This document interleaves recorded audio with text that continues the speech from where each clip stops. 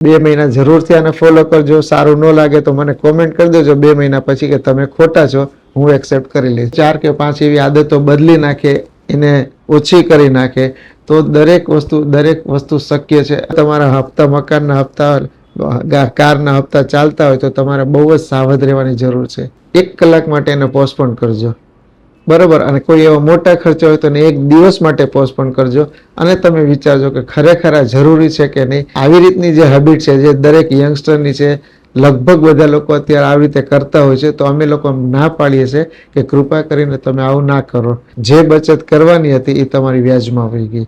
તો આ credit card છે એ પણ બહુ મોટું વિષ છે. ભવિષ્ય પણ સરસ થશે અને તમને માનસિક શાંતિ પણ એટલી રહેશે.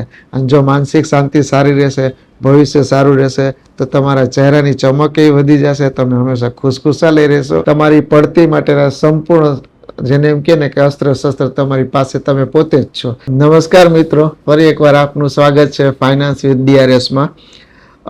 આજે આપણે થોડીક એવી ચર્ચા કરશું કે અમે હમણાં થોડા મિત્રો બેઠા હતા, સાથે મારા 2-4 જૂના ઇન્વેસ્ટર હતા, એ લોકો પણ બેઠા હતા સાથે. ત્યારે થોડી ચર્ચા એવી થઈ કે આજની તારીખે તમે તો મને ખાલી બધાને એમ જ સલાહ આપો છો કે બસ બચાવો બચાવો બચાવો, બાકી કંઈ કરો નહીં. તો હવે અત્યારે નાની સેલેરી હોય અથવા કોઈની પાસે સફિશિયન્ટ સેલેરી પણ હોય છે, સફિશિયન્ટ આવક પણ હોય છે, અને છતાંય પૈસાની બચત થતી નથી. જ્યારે હોય ત્યારે કંઈક ને કંઈક એ લોકો પાસે ઊભું હોય કે ધર્મેશભાઈ હવે પછી કરીશ, હવે કાલે કરીશ, આવતા મહિનાથી કરીશ, આવતા 6 મહિનાથી કરીશ. પણ આવી રીતે ઘણા મિત્રો પણ જેને રેફરલ આપેલો હોય ને પછી ખબર પડે કે એણે હજી ચાલુ કરી નથી. તો આવી જ રીતે આ વાત ઉપર મને એક એમ આવ્યું કે આપણે જરાક નાની એવી વાતો કરીએ કે જેના કારણે આ પ્રશ્નનું એક નિરાકરણ આવે કે ભાઈ દરેક જણ એમ ચાહે તો છે જ કે ભાઈ મારે મારી પોતાની SIP ચાલુ કરવી છે, મારે એક લેગસી ક્રિએટ કરવી છે, મારે સંપત્તિ બનાવી છે. તો હવે આ બધું દરેક જણ માટે પોસિબલ છે, દરેક જણ કરી શકે છે. ફક્ત એટલું કે એને 4 કે 5 એવા નિયમો કહું તો નિયમો કયો, અનુશાસન કયો તો અનુશાસન કયો, અથવા આદત કયો તો આદત કયો. જો 4 કે 5 એવી આદતો બદલી નાખે, એને ઓછી કરી નાખે તો દરેક વસ્તુ શક્ય છે. અને SIP પણ શક્ય છે, રોકાણ પણ શક્ય છે, સંપત્તિનું સર્જન થાય એ પણ શક્ય છે.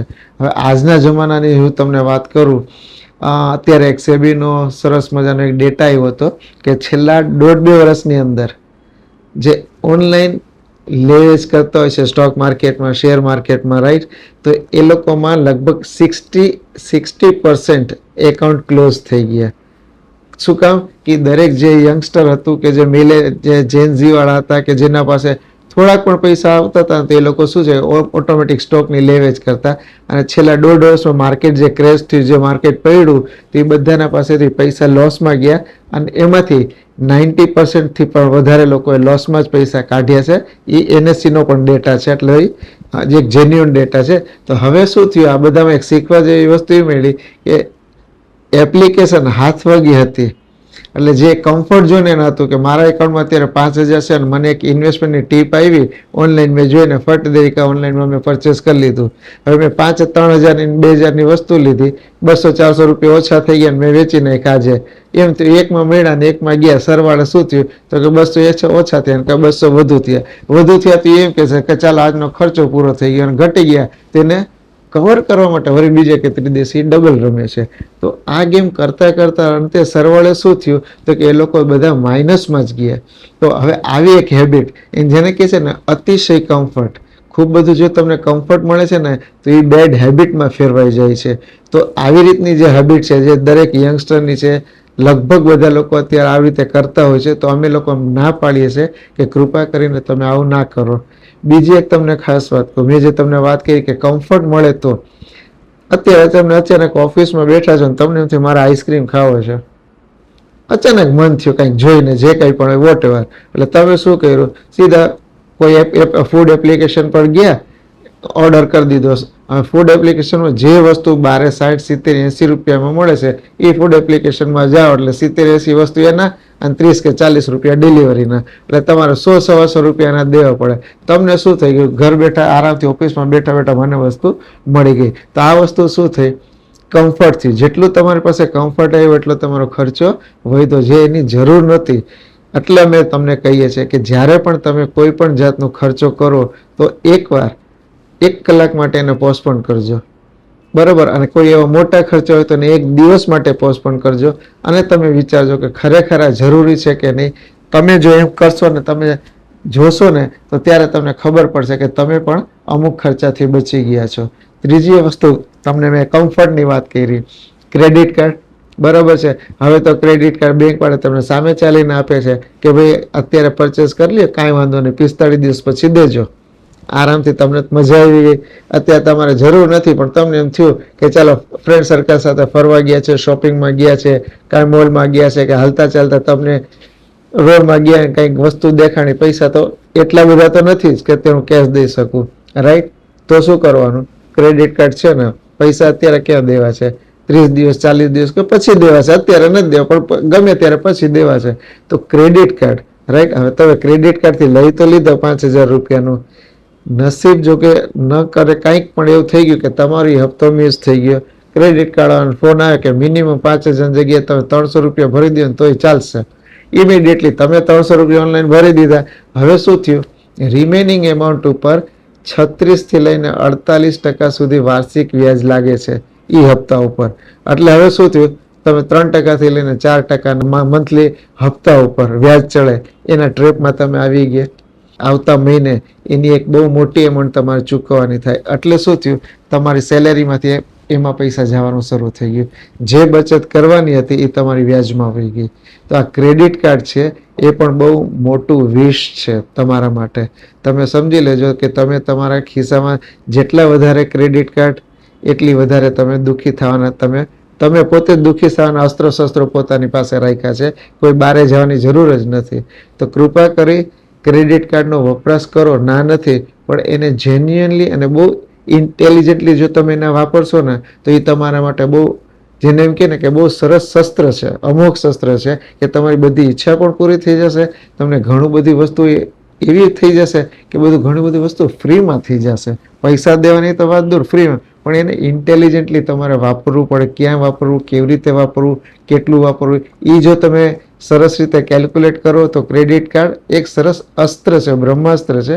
પણ જો એને તમે ખોટો યુઝ કર્યો તો એ તમારી સામે, તમારી પડતી માટેના સંપૂર્ણ, જેને એમ કે ને કે અસ્ત્ર શસ્ત્ર તમારી પાસે તમે પોતે જ છો, બીજે બહારને કંઈ જરૂર નથી. તો આવી જ રીતે જો તમે ઓનલાઈન શોપિંગમાંથી બચી શકો છો, ખોટી રીતે ઓનલાઈન એપ્લિકેશનથી શેર નહીં કે કોઈ પણ વસ્તુની લે વેચ કરતા બચી શકો છો. પછી ક્રેડિટ કાર્ડનો તમે જે બહુ વધારે વપરાશ છે એ તમે બંધ કરી શકો છો.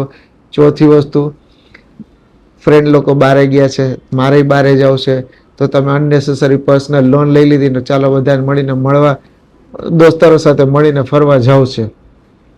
બીજા 2 દોસ્તાર પાસે તો પૈસા છે તમારે તો લોન લઈને લીધેલી છે, પર્સનલ લોન તમે લઈ લીધી, તમને આરામથી મળી જશે. પર્સનલ લોન એ બેંક વાળા સામેથી આપે છે.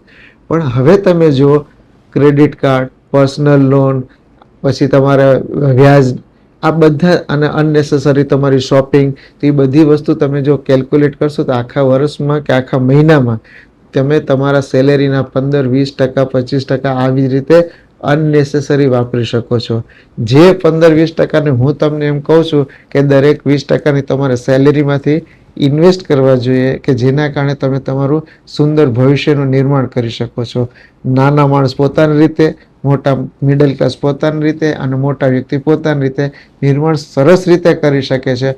પણ આ જે 5 વસ્તુ મેં જે તમને કીધી, એ એક જાતનું તમારા માટે, જેને એમ કે ને કે એવું શસ્ત્ર છે કે આર્થિક રીતે, જેને એમ કે ને કે બરબાદ થઈ જવાના, પોતાની રીતે જે છે ને આપણા નાસીપાસ થઈ જવાના, ડિપ્રેશનવાના, બધા શસ્ત્રો આપણે પોતાની પાસે જ રાખ્યા છે. કોઈ બહારના વ્યક્તિ તમને દેતું જ નથી, તમે પોતે જ એને ઉપયોગ કરો છો પોતાના માટે. આ 5 વસ્તુ જો તમે કન્ટિન્યુ આવી રીતે વાપરતા રહેશો ને, એકવાર તમને ડિપ્રેશન આવી જશે, દેણામાં આવી જશે, પછી ઘણા એવા પગલાં લેવાઈ જશે દેણામાં, જે ન લેવાના પગલાં લેવાઈ જશે, આર્થિક નુકસાની થશે.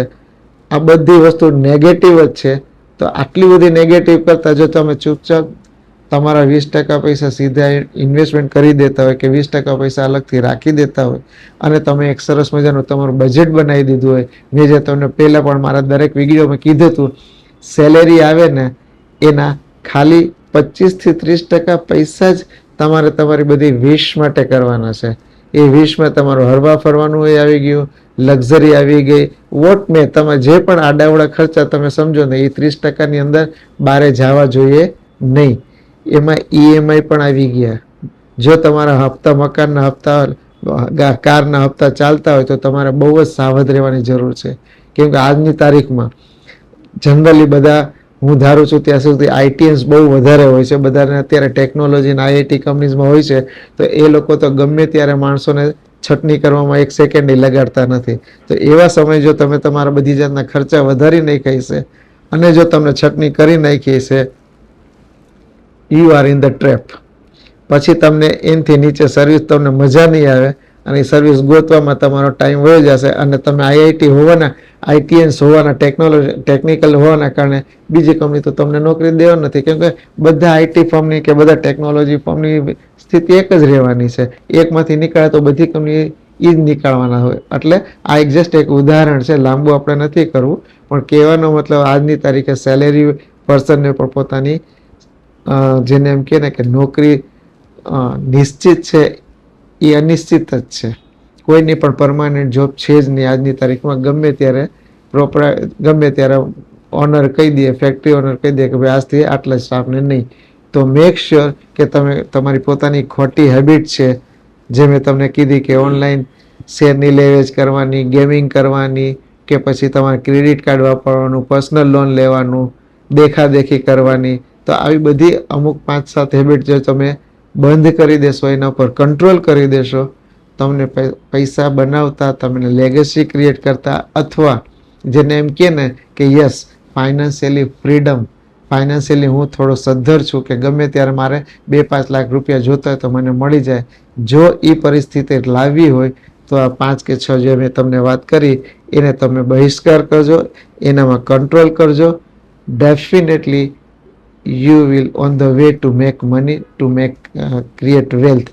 અને તમારું ભવિષ્ય પણ સરસ થશે અને તમને માનસિક શાંતિ પણ એટલી રહેશે. અને જો માનસિક શાંતિ સારી રહેશે, ભવિષ્ય સારું રહેશે, તો તમારા ચહેરાની ચમક એ વધી જશે, તમે હંમેશા ખુશખુશાલ રહેશો અને દેણાથી દૂર રહેશો. તેના કારણે તમારી લાઈફ પણ એક છે ને સરસ મજાની બેલેન્સ લાઈફ પણ થઈ શકે છે અને થઈ પણ જાય કરીને જો આ બધું તમે કરો તો દેટ્સ ઓલ મારા તરફથી.